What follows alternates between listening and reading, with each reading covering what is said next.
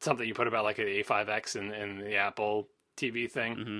However many By the hits way, you get I'm on an idiot for that. It's going into the Retina iPad Mini, of course. Oh, with the A5X, I was It's thinking a about die shrink that's going into the Retina iPad Mini, of course. no, but wasn't Anand saying the A5? He thought the A5X was going to the shrunken Apple TV. Yeah, well, he said that, and he said he believes it'll be a die shrink, which makes sense because the full-size one would be too much heat for that, probably.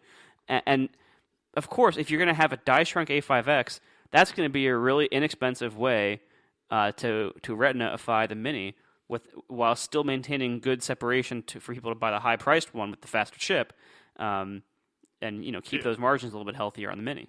Well, the reason I totally believe it for the Apple TV is because you said it yourself. They're going to put the ones there with 2 of the GPU cores burned out.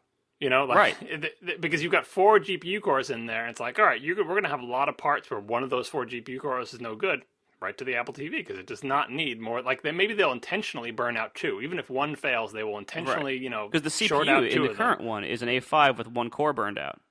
Right, and like crappy GPU. So like if you put an A5X in there, it's like now we've got 4 cores. If any one of them is bad, we're going to intentionally burn out 2 of them just to save power, and you know what I mean? Like because it's 1080p, like it's the max resolution. You do not need 4 cores for that, right? So I'm upset that it's an A5X in all likelihood. I'm upset because the A5X is a shitty CPU for iPad programming because it's 4 times the graphics power, but the same CPU power, and so CPU bound graphics operations become 4 times slower than an iPad 2, and that's really really terrible. Well, I don't know. Like for the Apple TV, I totally believe that it's going to be A5Xs with stuff shorted out. Well, yeah, because the Apple TV doesn't right? matter. But if they then put the Retina Mini, right. The Retina Mini, I still think that's going to be an A6. I hope so. But if that's the case, then why? Besides, I guess having a bunch of extra, binned out A5Xs, but then why would they put the A5X in the Apple TV? I think that's what it is. I think it's like they made the iPad 3 for a long time, right? No, not really. Like 7 months. I know, but like that's a lot of. They sold a lot of them. It's not like how many Apple TVs they sell in those 7 months versus how many iPad 3s they sell in it. The Mini wasn't even around. Like the iPad 3, I guess they had the iPad 2 still around. Maybe because it's such a large die, they had a whole bunch. I think failures. it's because that chip is such a big monster that they had to have a lot of rejects, and they're looking for something to do with those rejects because otherwise, what are you gonna do? You throw them away, right? Yeah, I guess that's true. It's basically like free money, and what do? You put it in your crappy, low selling little TV thing because you've got them laying around. They're probably telling them, don't throw those out, just keep them on the side. We'll think of something for those, and well, here you go, Apple TV. That's if you believe Vannon's rumors, but it seemed like I looked at his investigative work and I buy it.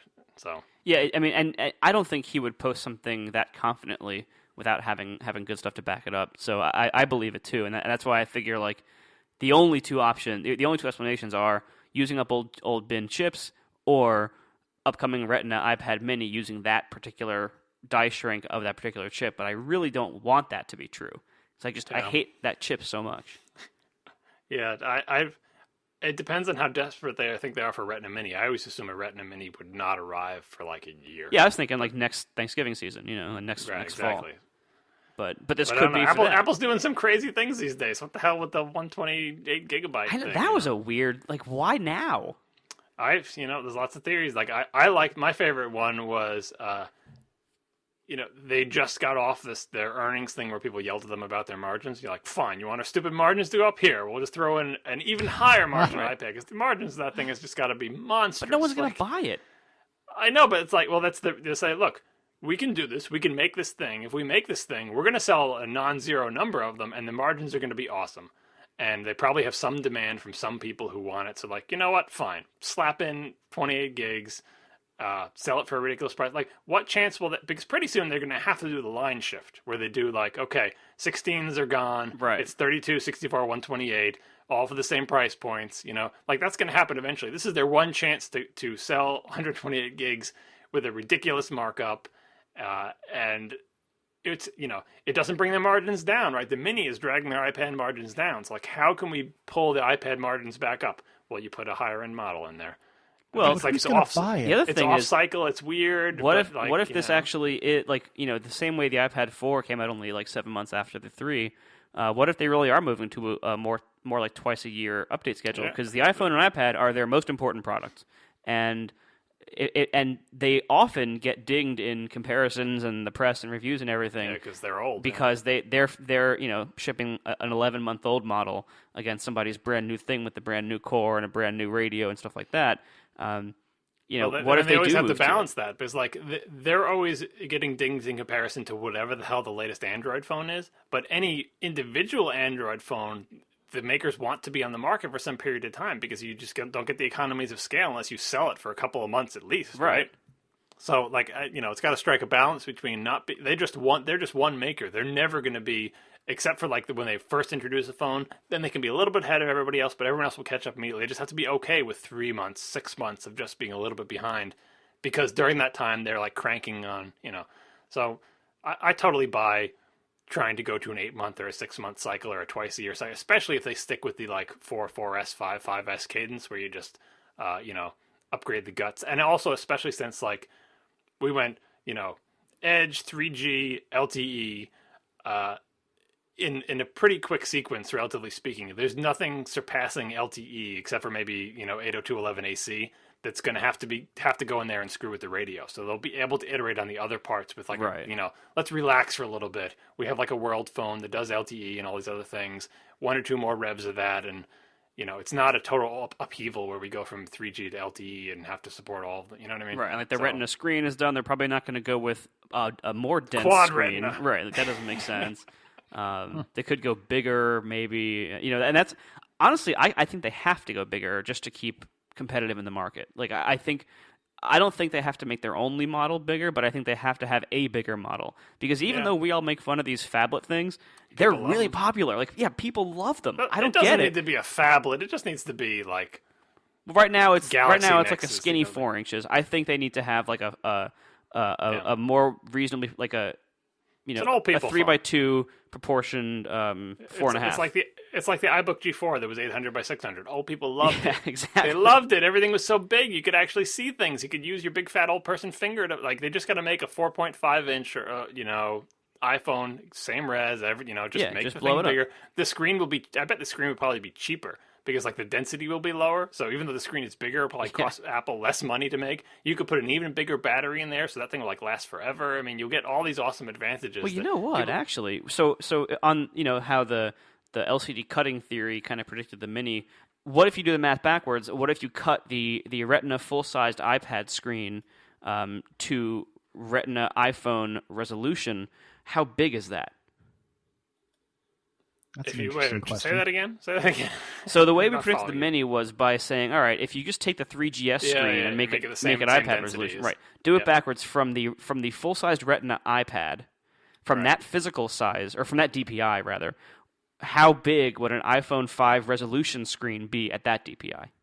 I don't think you need to do that. I think they just need to decide how much bigger than 4-inch do you want it and just make the screen that big. The screen cutting theory, the thing about the screen cutting theory is even if you 100% buy that that's how the technology of manufacturing LCDs works, I think Apple changes their screen supplier every single device because they're always chasing the next guy with the next best deal who's going to offer them the better screen for less money. The LG, Sharp, Samsung. But they also always have volume problems. They always are shorted on screens. They always need more screens. So that's why they go with that's why they go with dual. They have multiple suppliers. But once you have multiple suppliers, basically what I think. But if you standardize on a couple of sizes, and if that cutting theory is correct, then you can dramatically increase your yields and simplify everything by only having 2 DPIs that you buy screens at. But only if you're sticking with someone only if the guy who is making you your Retina iPad screens is also the same guy you're going to get to make you your iPhone Plus size screens. And I think when the iPhone Plus goes out, they just rebid the entire thing, and they give no particular weight or advantage to the guy who was making the screens of the same DPI for some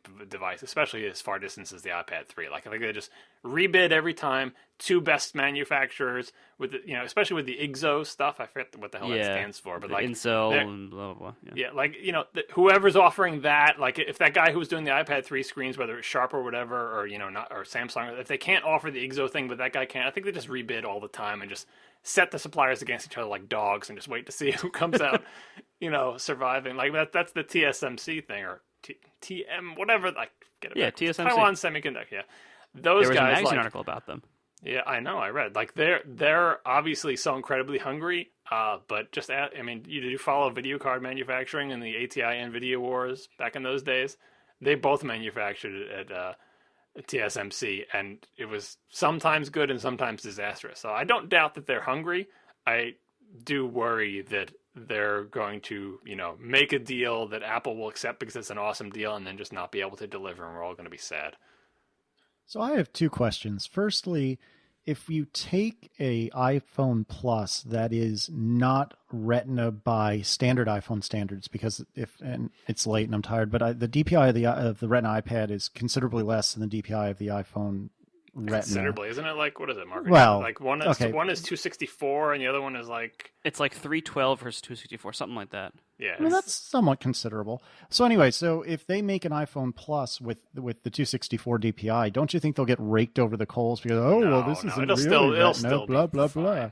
It's supposed to be the old people phone. Old people can't see those pixels. My parents could not see the difference between an iPad 2 and 3. When I showed them right in the store in front of them, I said, these are the two things. I made them get a 3 anyway, but they could not. They literally could not tell the difference unless I intentionally brought up some text and I held it an inch from their face and said, "See how you can see the pixel?" Like, oh yeah, I can kind of see it. It's like, just get the 3.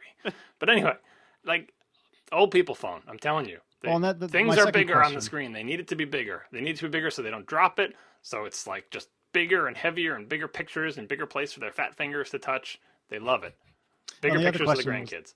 Was going to be, well, does Apple really give a shit either way? If they do get raked over the coals, do they really care? No, as long as they sell them, they won't. People will not complain. Like, it will not be, it's like, well, it's not real red. It's fine. Like, look at all the other phones that are 8 bazillion different resolutions. It's basically like, can you see the pixels or can you not see them? And 264 is definitely still in the not see realm.